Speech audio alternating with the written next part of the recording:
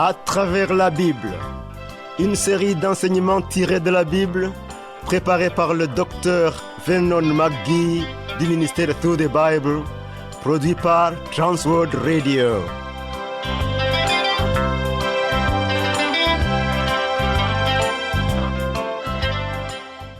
Réalisation Abdoulaye Sango, présentation Marcel Mondiou-Do.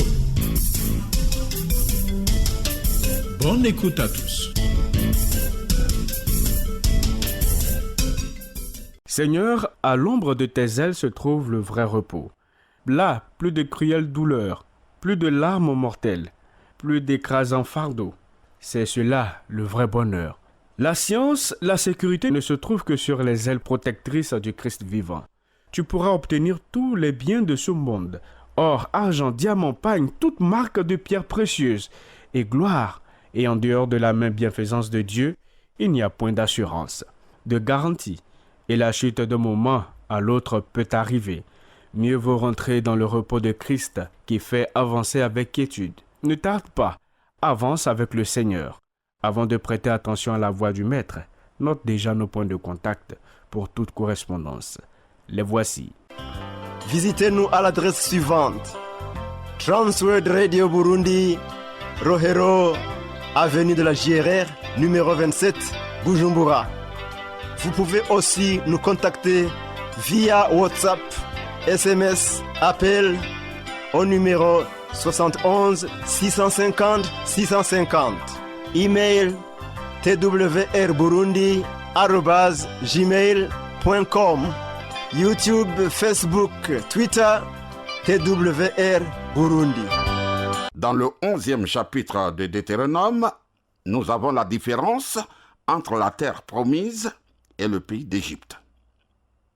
À présent, voyons le principe d'occupation du pays. Deutéronome, chapitre 11, versets 11 et 15. Le pays que vous allez posséder est un pays de montagnes et de vallées et qui boit les eaux de la pluie du ciel. Je mettrai aussi dans tes champs de l'herbe pour ton bétail, et tu mangeras et te rassasieras. Vois-tu, le pays où ils vont entrer est difficile à irriguer à cause des montagnes. À cette époque, ils ne disposaient d'aucun équipement approprié. Le pays dépendrait des précipitations. Dieu agit à dessein. Il les place dans un pays qui doit dépendre de lui pour la pluie. Et cette réalité rapprocherait le pays du Seigneur. Aujourd'hui, le pays est désertique parce que le jugement de Dieu repose sur lui, comme nous le verrons plus tard. Dès l'instant où la pluie l'arrosera, le désert va refleurir.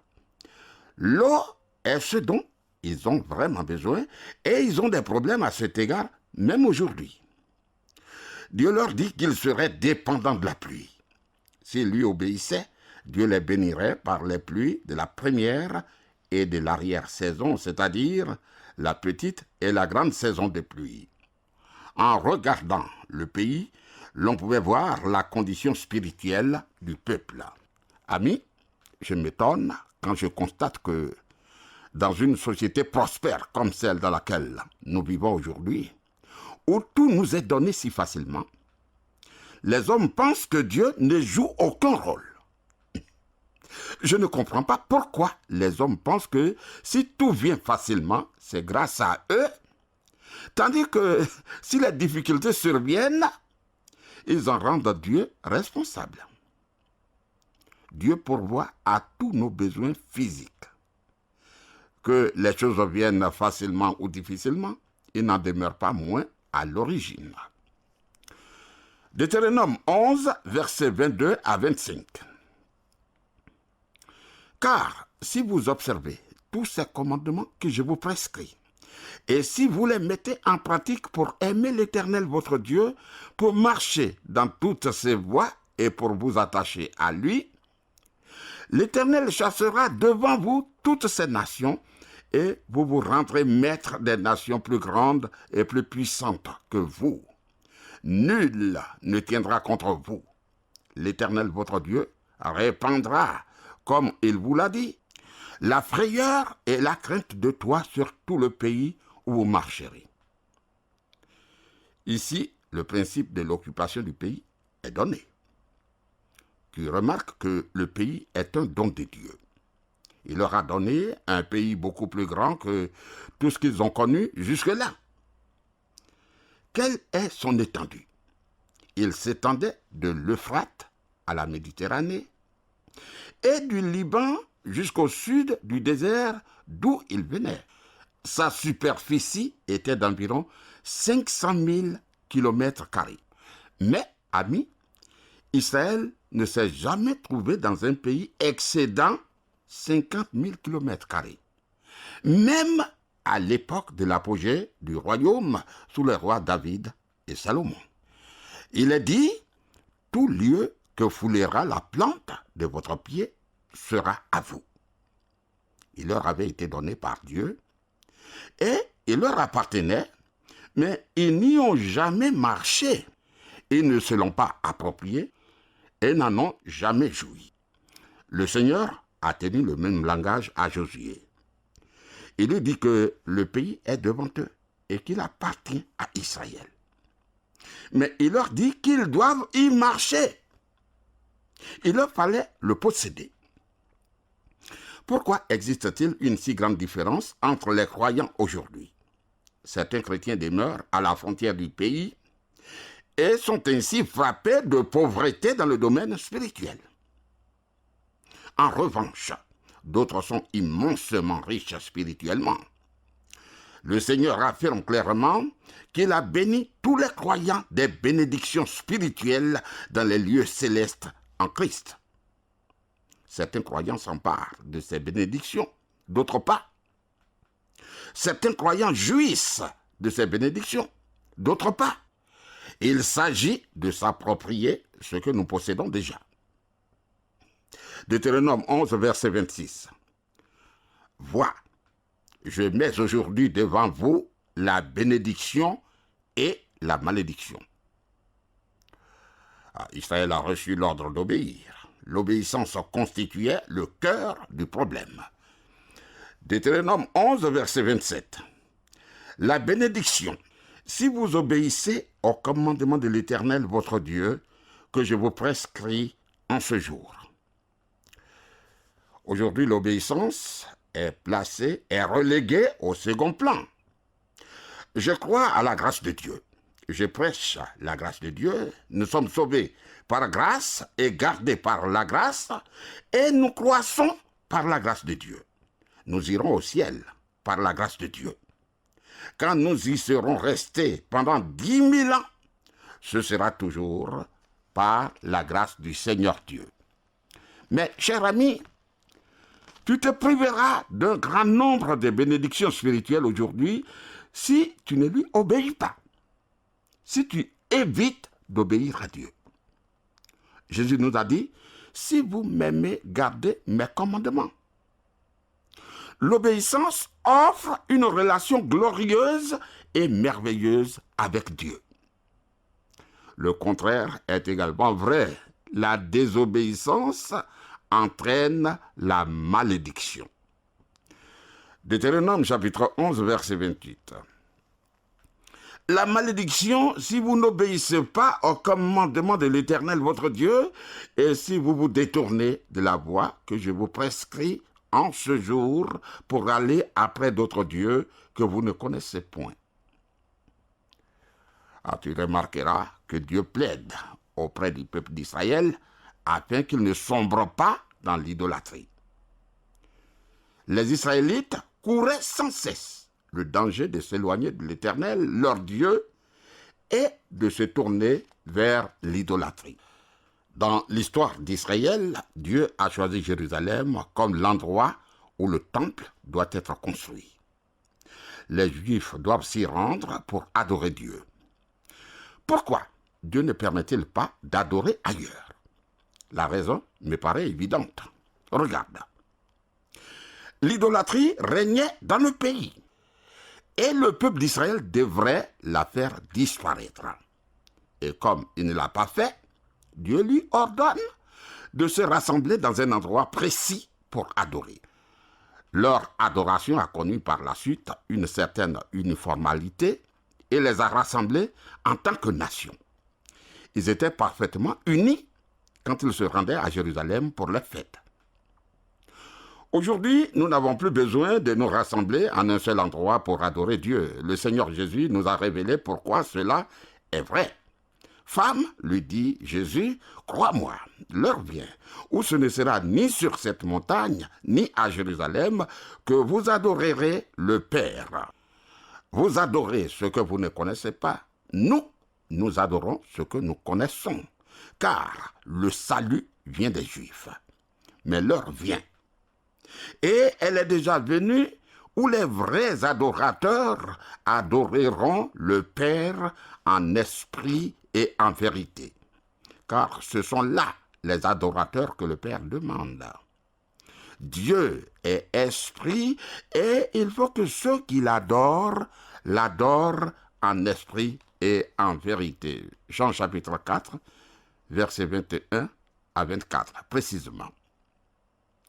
Aujourd'hui, les croyants ne se réunissent pas en un seul endroit pour adorer Dieu. Nous nous rassemblons autour d'une seule personne, le Seigneur Jésus-Christ. Ne l'oublions pas.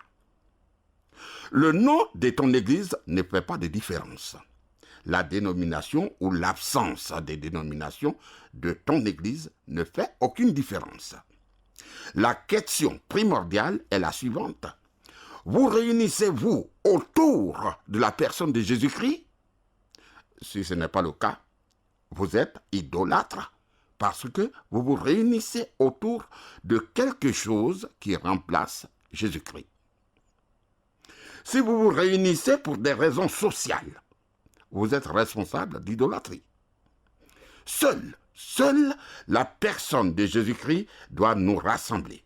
C'est extrêmement important. Il y a un seul endroit pour adorer dans le pays. Deutéronome 12, versets 1 à 4. Voici les lois et les ordonnances que vous observerez et que vous mettrez en pratique aussi longtemps que vous y vivrez, dans le pays dont l'Éternel, le Dieu de vos pères, vous donne la possession. Vous détruirez tous les lieux où les nations que vous allez chasser servent leur Dieu, sur les hautes montagnes, sur les collines et sous tout arbre vert. Vous renverserez leurs autels, vous briserez leurs statues, vous brûlerez au feu leurs idoles, vous abattrez leurs images taillées de leurs dieux et vous ferez disparaître leur nom de ces lieux-là. Vous n'agirez pas ainsi à l'égard de l'Éternel, votre Dieu. Tu vois, au temps des juges, les jugements de Dieu se sont abattus sur Israël, juge après juge, parce que le peuple s'adonnait à l'idolâtrie, au fétichisme. Puis, le grand prophète Élie dirigea son message spécialement contre l'idolâtrie dans le pays. Nous ne devrons pas penser être à l'abri de l'idolâtrie aujourd'hui. Tout ce qui s'interpose entre notre âme et Dieu devient une idolâtrie. Tout ce qui s'interpose entre ton âme et Dieu est ton idole, quoi que ce soit. Deutéronome 12, verset 5. Mais vous le chercherez à sa demeure, et vous irez au lieu que l'Éternel votre Dieu choisira parmi toutes vos tribus pour y placer son nom. Enfin, l'endroit choisi est Jérusalem. Mais même avant cela, Israël devait adorer dans un seul endroit où ils pouvaient offrir leurs sacrifices, leurs dîmes et leurs vœux. Les dîmes des aliments qu'ils apportaient devant l'Éternel devaient être consommés à cet endroit. On les mangeait là. Deutéronome chapitre 12, versets 15 à 16. Néanmoins, quand tu auras le désir, tu pourras tuer du bétail et manger de la viande dans toutes tes portes, selon les bénédictions que t'accordera l'Éternel ton Dieu. Celui qui sera impur et celui qui sera pur pourront en manger comme on mange de la gazelle et du cerf. Seulement, vous ne mangerez pas le sang. Tu le répandras sur la terre comme de l'eau. Chacun donc est libre d'organiser du banquet et de manger chez soi. Cette nourriture ne faisait pas partie de leur adoration, mais était soumise à des lois alimentaires. Au chapitre 14, nous trouverons la liste des animaux purs et impurs. Il n'était pas nécessaire à l'occasion de se purifier avant de manger chez soi. D'ailleurs, en dehors des animaux offerts en sacrifice, l'on pouvait manger du gibier, de la viande de brousse. Toutefois, on ne devait pas boire du sang. Par contre, tout ce qui était offert à l'Éternel devait être mangé devant lui dans l'endroit unique choisi par Dieu. Dans Lévitique chapitre 17, quand Israël campait dans le désert, Dieu lui dit que chaque fois qu'un bœuf, un agneau ou une chèvre était sacrifié, l'animal devait être apporté à la porte du tabernacle où le sacrificateur aspergerait de son sang l'autel et offrirait la graisse comme d'une agréable odeur à l'Éternel. Ceci était destiné à les empêcher d'offrir des sacrifices aux démons. Quand le peuple s'est établi dans le pays, évidemment, la plupart habitaient trop loin de Jérusalem pour y apporter un animal avant de le tuer pour se nourrir. Voilà pourquoi l'Éternel leur dit, une fois de plus, qu'ils pouvaient tuer un animal pour se nourrir, à condition de ne pas en absorber le sang. Le sang représente la vie, et c'est pourquoi l'Écriture met autant l'accent sur le sang de Jésus-Christ. C'est essentiel. Deutéronome 12, versets 29 à 31. Lorsque l'Éternel ton Dieu aura exterminé les nations que tu vas chasser devant toi, lorsque tu les auras chassées et que tu seras établi dans le pays, garde-toi de te laisser prendre au piège en les imitant après qu'elles auront été détruites devant toi. Garde-toi de t'informer de leur Dieu et de dire « Comment ces nations servaient-elles leur Dieu ?» Moi aussi, je vais faire de même. Tu n'agiras pas ainsi à l'égard de l'Éternel ton Dieu, car elles servaient leur Dieu en faisant toutes les abominations qui sont odieuses à l'Éternel, et même elles brûlaient au feu leurs fils et leurs filles en l'honneur de leur Dieu. Tu vois, c'est précis.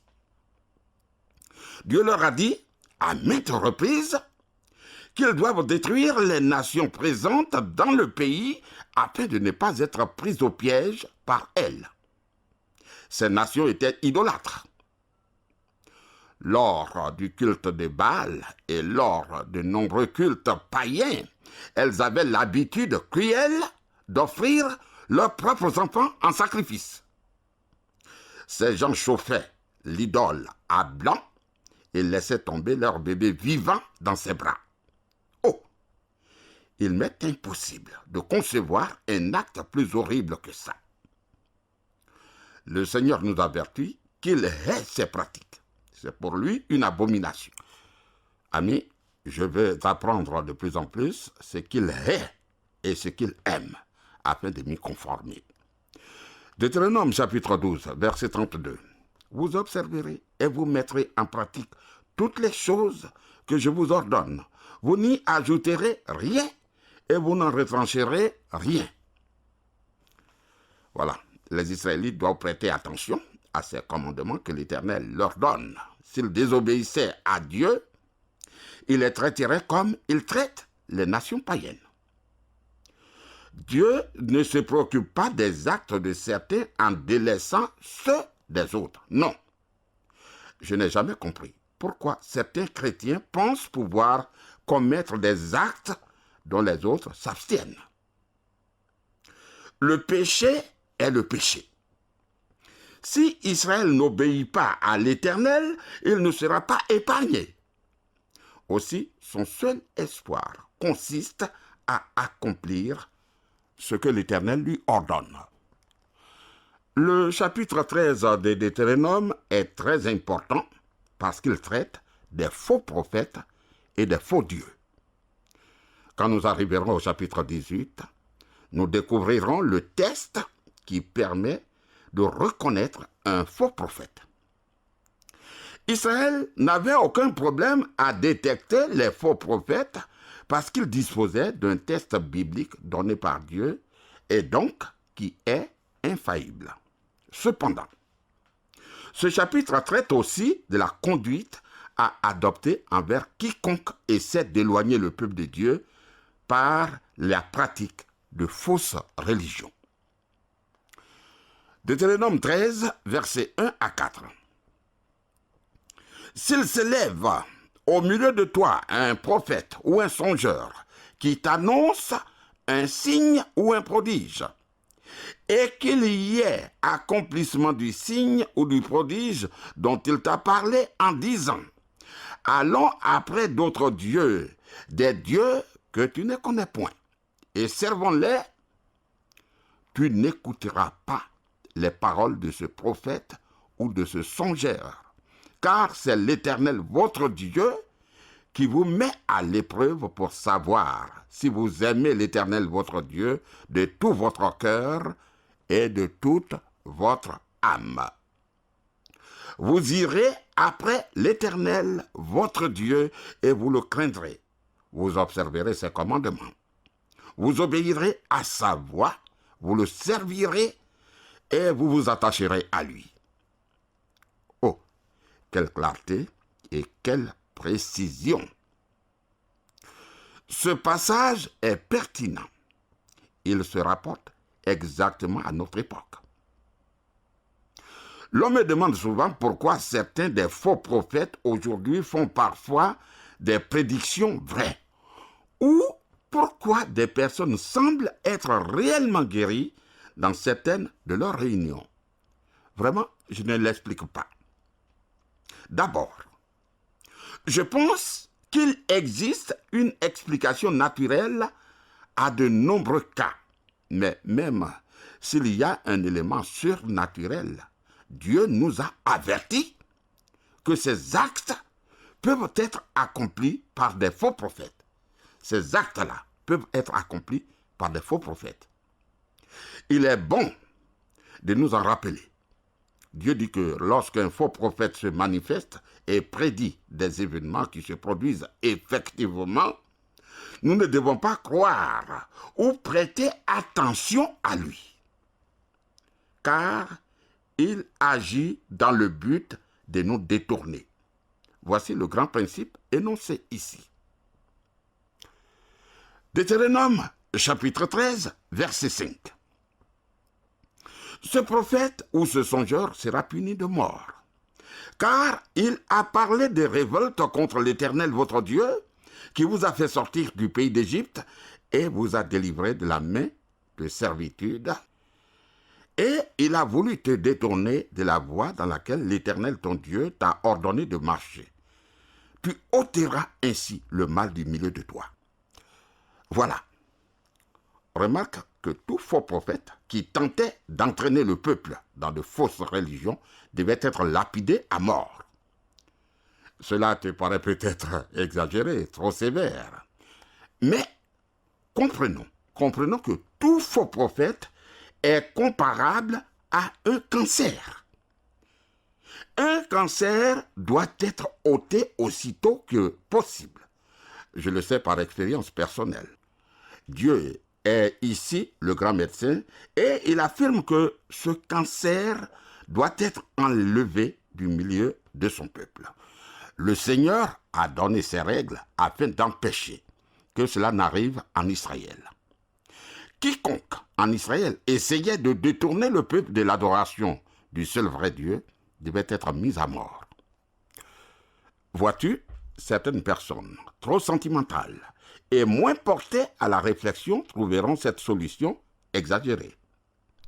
Mais Dieu savait combien ce serait terrible si les faux prophètes avaient l'occasion de se multiplier et de conduire Israël à l'idolâtrie. L'histoire révèle qu'Israël n'a pas obéi à Dieu et a laissé cette situation se produire. Imagine les conséquences. Elles ont été terribles pour le peuple de Dieu. Lis l'histoire du roi Akab et de la reine Jézabel qui ont fait tomber le peuple de Dieu dans l'idolâtrie, dans le fétichisme. Cela a entraîné le jugement de Dieu sur eux au point qu'à la fin, le royaume du Nord a été envoyé en exil à Ninive. Cela a été tragique.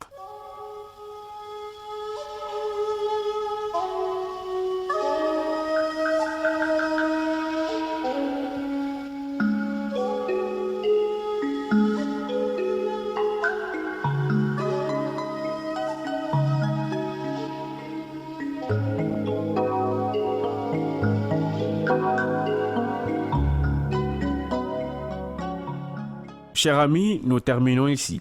Que le Seigneur soit avec toi. Nous y reviendrons. Dieu est avec nous. À bientôt. Pour réécouter les programmes, rendez-vous sur le site web de À travers la Bible, ttb.twr.org. Cliquez sur les langues en haut à gauche et sélectionnez la langue française. Vous pouvez écouter les programmes d'aujourd'hui ou même des programmes antérieurs sur le site web ttb.twr.org.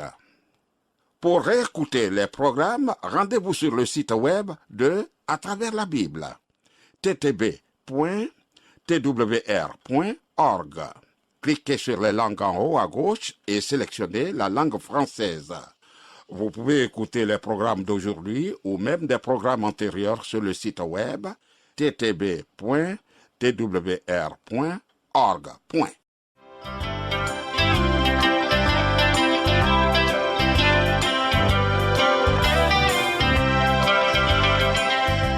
Vous venez de suivre le programme À travers la Bible, une série d'enseignements tirés de la Bible, préparée par le docteur Vernon McGee du ministère Through the Bible, une production de Transworld Radio.